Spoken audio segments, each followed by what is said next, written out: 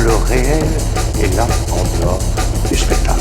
Et là, ils pensent que le réel va prendre sa revanche, qu'il y a des données économiques, le pouvoir d'achat, des choses lourdes qui vont quand même l'emporter sur le spectacle. Or, erreur. Le spectacle avale tout.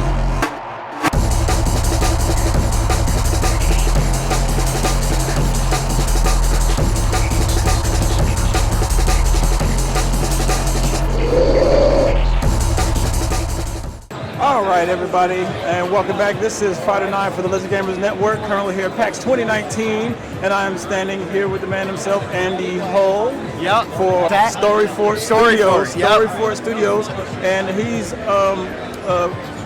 showing Dunk Lordz,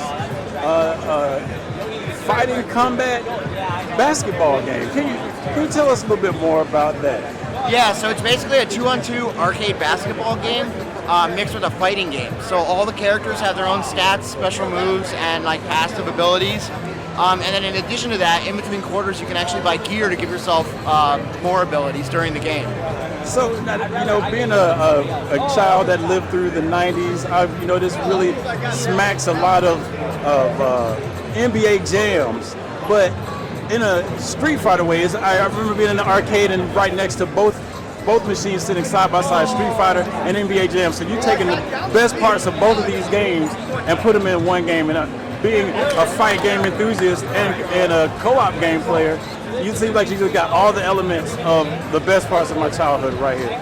Oh yeah, definitely. I mean, I have really fond memories of, I didn't own a Super Nintendo growing up, I had a Genesis. But I very specifically remember going to my friend's house that had a Super Nintendo, and we would stay up like all night playing NBA Jam and Street Fighter 2. And it just felt like, oh man, I could just put those together and make like the ultimate kind of like couch co-op like game. And the game looks really fun. Looks like each character has very specific, unique abilities.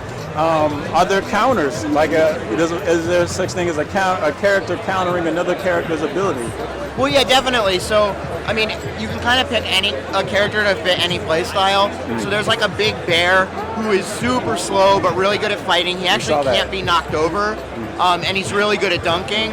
But if somebody picks him and is clogging up the paint, you can say pick the little strawberry man who's tiny, super fast, and really good at threes. And the bear really has no way to deal with him just because he's too slow to keep up. But, there's characters kind of all across the spectrum of different abilities that you can pick from. And then with the items too, there's a lot of counterplay between the items. So there's armor you can buy that makes it so that when someone uppercuts you, they get hit back in return. Oh, like a damage reflect shield or something like that. Yeah. Oh, okay. But then there's another item that's gloves. Whenever you throw an uppercut, it shoots out a wave of plasma. And so if somebody has that armor on, you can buy the gloves. And then if you uppercut just a little bit away from them, they'll actually get hit by the plasma and not by your uppercut, and you won't take the reflect damage. Oh my! So there's all kinds of like items you can buy to counter other things. There's a bunch of effects in the game that do things to the court, and it's kind of like ground effects. It'll either slow you down or do damage to you. And there's shoes. There's like hover shoes you can buy so that you can float over all that. So there's depth upon layers of depth. Yeah, for sure. And now, so you have the 2-on-2. Two player versus CPU, 2 players versus 2 players, and is there campaign mode? Yeah, so you can play single player arcade mode just against the AI, and your teammate will be filled in by the computer. You can also play a story mode where it actually is like a fighting game story mode where it's like a cutscene, and then there's like a game of basketball, and then another cutscene and a game of basketball, and it takes you through a whole plot. And then we also have a score attack mode called Gauntlet mode, where you can play by yourself 4 games in a row, and you can actually keep some of the items that you buy between games and kind of build up your characters, and the games get harder and harder. And you're trying to beat the opponent by as much as possible, and it keeps track and gives you kind of like an overall score for how you performed, and that is hooked up to leaderboards. Leaderboards, I was just about to ask, so it does have leaderboards, and that's primarily for the Gauntlet mode? Or yeah, it's only for the Gauntlet mode. Oh, okay, right. that is pretty, that's pretty awesome. How many years in development has this title been? So we've been working on it in total about 6 years now. 6 years, very polished title. Thank you. Is this one available? It's not available yet. It should be coming out later this year. So you guys got time to save your money. Yeah, well, not too long, hopefully. But it should be coming out on Xbox and PC this year, and then we're hoping to do other platforms in 2020. Absolutely, absolutely.